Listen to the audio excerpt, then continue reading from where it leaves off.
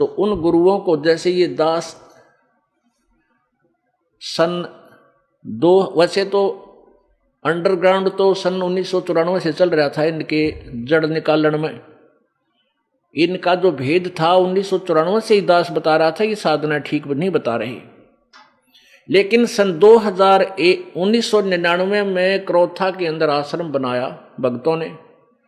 इस दास ने वहां परमात्मा का प्रचार शुरू किया। 2003 में, सन 2003 में ये ज्ञान एक इंटरनेशनल चैनल, आस्था चैनल है, उस पर फरवरी में प्रारंभ हुआ।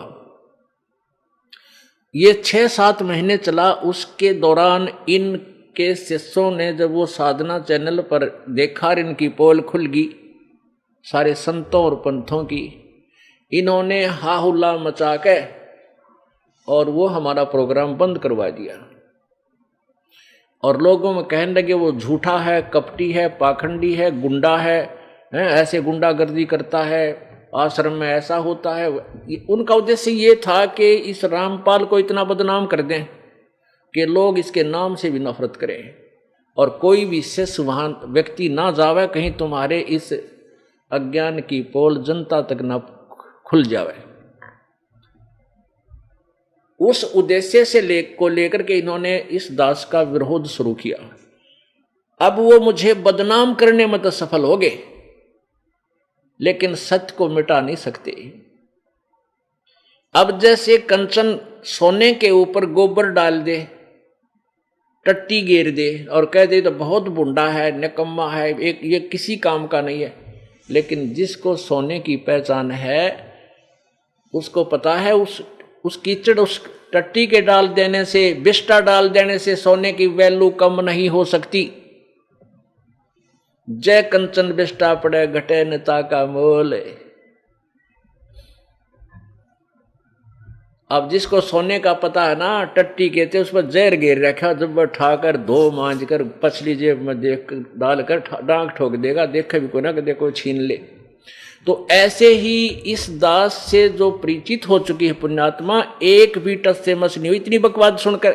नहीं तो घर के भी मुंह फेर ले, घर वाले भी मुंह फेर ले, इतनी बूंदी बकवाद। और समाचार पत्रों में, मीडिया में, हे भगवान, हे परमात्मा, आखिर आ गई इस कलयुग की। कोई भी सच्ची कहीं इंसान इस पृथ्वी पर, केवल मेरे भक्तों के अतिरिक्त जिन्होंने जो मुझे पहचान चुके हैं। इसलिए यही कारण है कि जो मीडिया को ज्ञान हम एक नंबर का अच्छी आत्मा मानता था ये दास, न्यों कहा करते भाई ये बात के समाचार पत्रों में आ गई है तो सही पावेगी, सच्ची होगी। अब हमें पता लग गया है कि समाचार पत्र सच्ची लिखना जानते ही नहीं। हाँ, उनकी लिख सकते हैं जिनको दबाव है इनके ऊपर, राजनेताओं की या पैसे के पुजारी हैं ये लोग, जहां इनके अच्छे पेपर बिक सके, बिक जाए, उनका कुछ भी लिख सकते हैं। तो पुण्यात्माओं, ये भगवान से बड़े नहीं है, ना राजा है ना कोई अन्य व्यक्ति है जो वैसे काज कितना ही अपना मुंह फुलाए फिरा रहे। समय आने पर देखना इनकी क्या दुर्गति होगी। आने वाला वो समय दूर नहीं है। ऐसा जुल्म फैल गया जनता में, भाई ने भाई देख कर राजी नहीं, प्राण भाई का प्यार नहानी, पैसा पैसा नजर आता है, या बकवादें आती हैं, डीजे, शराब पीना, सरेआम बहन बेटियों के साथ बदतमीजियां होनी। ये समाज बना दिया नकली संतों ने। अब इसको सुधारना है, इस तत्व ज्ञान से सुधरेगा, 100% सुधरेगा, क्योंकि सब दुखी हो चुके।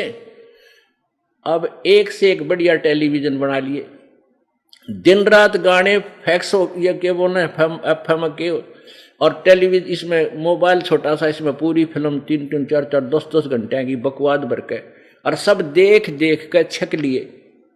क्योंकि ये आत्मा की खुराक नहीं और मन की सेटिस्फेक्शन हो ही नहीं सकती, चाहे कितना कि मैं बना ले।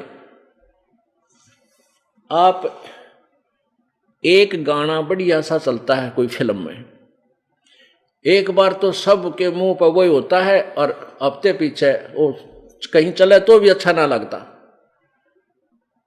तो इस प्रकार एक समय ऐसा आएगा, इन बकवाद सब छक लेंगे, और किसी का कैंसर, किसी का ब्रेन ट्यूमर, किसी के फेफड़े गल गए, किसी का अधर्म मारेगा, किसी को मेंटल हो जाएगा, टेंशन।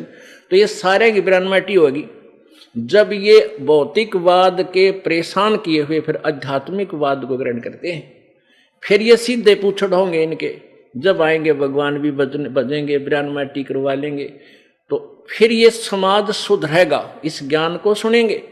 इस आध्यात्मिक, इस तत्व ज्ञान के बिना और कोई भी ज्ञान ऐसा नहीं जो पृथ्वी पर शांति पैदा कर सके या माया से मन हटा सके। और साथ में परमेश्वर पावर हमारे साथ होगी, तब ये मन टिकेगा। तो प्रसंग चल रहा था कि ये इन संतों पंथों के पास ना तो कोई वर्ड पावर है, ना इनका आध्यात्मिक ज्ञान श्रेष्ठ है, जिस कारण से समाज जो पुण्य आत्मा पहले अच्छी आत्मा थी वो भी गिरावट में आने लगी। क्योंकि उनको जो भगवान से मिलने वाला लाभ वो लेने गया था प्रभु से, वो मिला नहीं। फिर कोई तो मिलावट करने लग गया, कोई दूध में पानी गिर गया सेठ बनने लग गया, कोई और तरीके से, कोई रिश्वत लेकर, कोई कुछ करके, कोई कुछ करके, कोई 2 नंबर के धंधे करके सेठ बनना चाहता, कभी नहीं बन सकता। अब जो चोरी ठगी या मिलावट रिश्वत आदि डाके मार के जो धनी बनना चाहता है वो परमात्मा के विधान से अपरिचित है। मासा घटे न तिल बधे, विध ना लिखे जो लेख।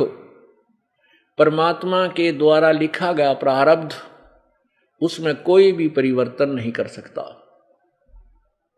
ना श्री ब्रह्मा जी, ना श्री विष्णु जी, ना श्री शिव जी, ना परब्रह्म, ना परब्रह्म, केवल पूर्ण ब्रह्म कर सकता है। वो परम अक्षर ब्रह्म कर सकता है, जो कंप्लीट गॉड है, जो पूर्ण परमात्मा है। तो जब जो प्रारब्ध आपका लिख दिया उसमें कोई परिवर्तन नहीं हो सकता। कब तक? जब तक आप परम अक्षर ब्रह्म की भक्ति और परम संत से लेकर नहीं करोगे, गुरु बनाकर नहीं करोगे।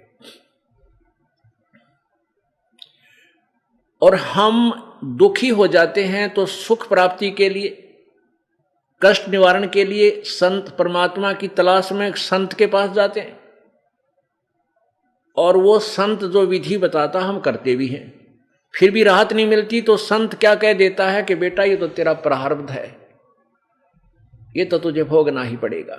जब उसके सारे जंतर मंत्र फेल हो जाते हैं फिर वो इन शब्दों पर आ जाता है और कहता है देख भाई, भगवान श्री राम ने बाली को मारा था, सुग्रीव के भाई को। त्रेता युग में विष्णु अवतार थे श्री रामचंद्र जी, और द्वापर युग में उसने फिर श्री कृष्ण रूप में आकर के श्री विष्णु जी ने वो बदला देना पड़ा, अपने प्रारब्ध का क्रम भोगना पड़ा।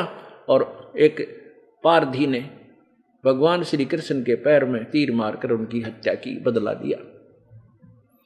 फिर हम वहां संतुष्ट हो जाते क्योंकि हमें ज्ञान था ही नहीं। भाई बात तो गुरु जी सही कह रहे हैं, जब श्री कृष्ण और विष्णु जी ने बदला देना पड़ा, कर्म भोगना पड़ा, किया हुआ, तो हमें भी भोगना ही पड़ेगा। अब पुण्य आत्माओं, फिर भगवान की आवश्यकता क्या रहेगी? जब हमें जिसे हमारे कर्म में फूटे फाटे उनमें दुख ठाना है तो भगवान की क्या आवश्यकता रहेगी? अब हम मकान क्यों बनाते हैं, झोपड़ी क्यों डालते हैं, किस लिए डालते हैं? कि आने वाली प्राकृतिक आपदाएं से बचावे। अब जब तक वो झोपड़ी हमारे पास नहीं है तो ओले पड़ेंगे, वो भी सिर में लागे, बूंद वर्षा आएगी वो भी सारे कपड़े भेजे साफ सब कुछ कंडम कर दे, आंधी आ गई सो सब उठा पुटा के इधर फेंक के चाहती रहे, सर्दी व सतावे गर्मी भी सतावे, यानी सब कुछ ऊपर ही गिर रहा है। तो वो बचाव के लिए वो हमने जो साधन बनाया है वो उनसे बचाता है। तो ऐसे ही परमात्मा की ओट, पूर्ण ब्रह्म की जो ओट है, वो जो हमारी मदद करता है, वो कर्म के जो प्रारब्ध के जो आपदाएं हैं उनसे ऐसे बचाता है जैसे मकान झोपड़ी बचाती है। और जिनके पास जो स्वयं ही बांग पिए पड़े हैं और दूसरा ने भी एक घुट्टी दे दे, ले तो की हो सकता नहीं। अब नशा है तब तो कहीं पड़ा रहे, लेकिन उतने पे अच्छा तो फिर सारा पता लगेगा, सब कुछ नुकसान भी हो चुका होगा। तो ऐसे ही हम अज्ञान रूपी भांग के नशे में अज्ञानी संतों के पास जाकर उनसे वही भांग लेकर पी लेते हैं, वही अज्ञान में हम अटके रहते हैं। लेकिन फिर भी मन नहीं टिकता, साहूकार बनना चाहता है, वो चोरी शुरू करता है।